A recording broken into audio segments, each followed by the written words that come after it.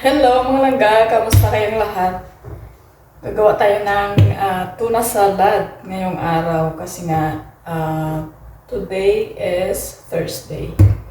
Ayan, so gagawa tayo ng tuna salad para sa aking alaga.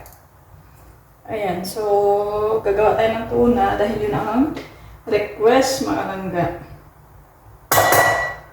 So, kamusta kayong lahat mga langga? So, by the way, welcome back dito sa aking YouTube channel. And of course, don't forget to subscribe, like sa ating video. At pa-subscribe naman mga langga, no? Bago lang to yung ating channel, bagong gawa ko yan. So, don't forget to subscribe, of course.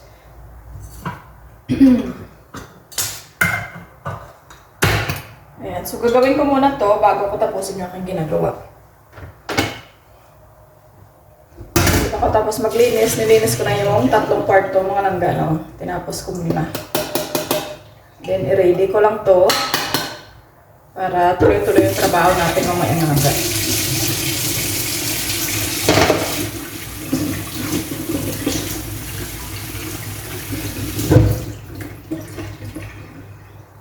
Ayan, so yung aking tuna salad mga langga, tatlong ganito na tuna, tatlo lang siya. Then, black olive, ilalagay natin. Then, isang kanang corn.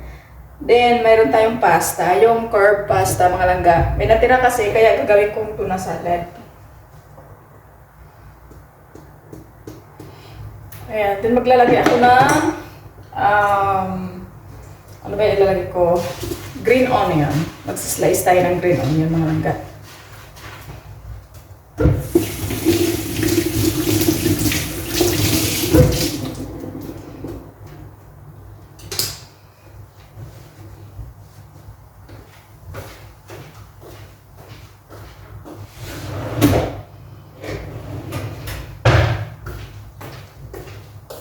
Yan, try natin i-mix. Ano lang yung ano ko dito mga langga, no? Yung gawin nating tuna salad. Yan yung hinalo natin. Curd pasta, black olive, corn, tatlong lata ng tuna. Then lalagyan natin ng mayonnaise, green onion, and lalagyan natin ng salt and black pepper. Yun lang.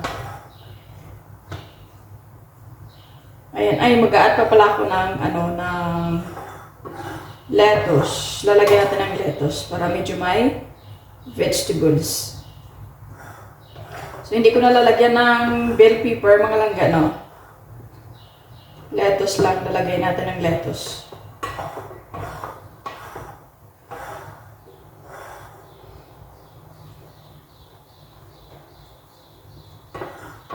Ayan, then gagawa din ako ng spaghetti. Lalagyan natin ng pink sauce, tomato sauce, ang lalagay natin. Then meat naman.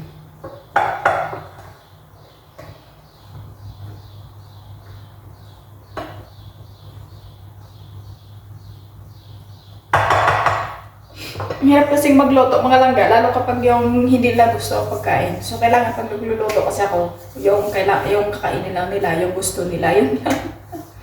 Mas gusto pa nilang kumain sa labas, mag-order ng pagkain sa labas, no? So ako naman, hindi ko kayang magkain ng mga ganong palagi sa labas, no? Yung mga burger, pizza, ayan. So hindi ko kaya mga langga yung ganon. So mas mabuti pang kumain ako ng kanin, di ba? So, hindi naman ako araw-araw kumakain ng kanin mga langga kasi mahirap din naman. Kumbaga tinitimbang ko lang kanin ngayon, bukas hindi, ganito, ganyan. So, kailangan vegetables din yung lagi kong inaano kasi nga mahirap mga langga, no? Mahirap na magkaroon tayo ng high blood, no? Sa ating mga kinakain. So, ingatan natin yung ating health mga langga. So sanay sila sa ganon mga langga, no? Sanay sila mag-order ng burger, mag-order ng mga sa labas, di ba? So tayo mga Pilipino, tayo mga Pinoy, sanay kasi tayo sa araw-araw na niluluto natin. Mayroong gulay, mayroong sabaw, mayroong isda, no? Prito, paksiw, mga ano pa dyan, sinigang, mga sinabawan na gulay, di ba? Yun yung mga gusto natin sa Pilipinas. So, pag nakauwi ako ng Pilipinas, mga langga, siguro lahat ng yun, tsaka ko pa makakain. Kasi dito mga langga, pag nakalabas ako, lumalabas ako bihira. So, meron sa Second Circle, nagluluto sila ng pagkain Pinoy. Meron silang munggo, meron silang pritong isda, meron silang sinigang, meron silang paksiw, basta halos mga langga mayroon. Then mayroon ding Pinoy restaurant, ay Pinoy yung nagluluto din. In-upload ko na yata sa aking previous video last time, no? Ayan. So, doon ka, pag nakalabas ka, tsaka ka makakain ng mga Pinoy food. Pero pag nandito ka lang sa bahay, then tinatamad kang lumabas. Ako kasi mga langga, hindi ako nag-order ng pagkain online, no? So, mahirap na, di ba?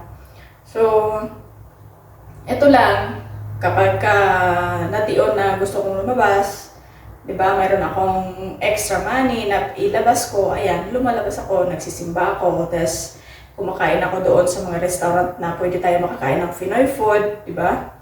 Marami talaga doon mga langga, iba't ibang klase ng pagkain ng Pinoy. So, pagka lumabas lang ako, tsaka ako makakain.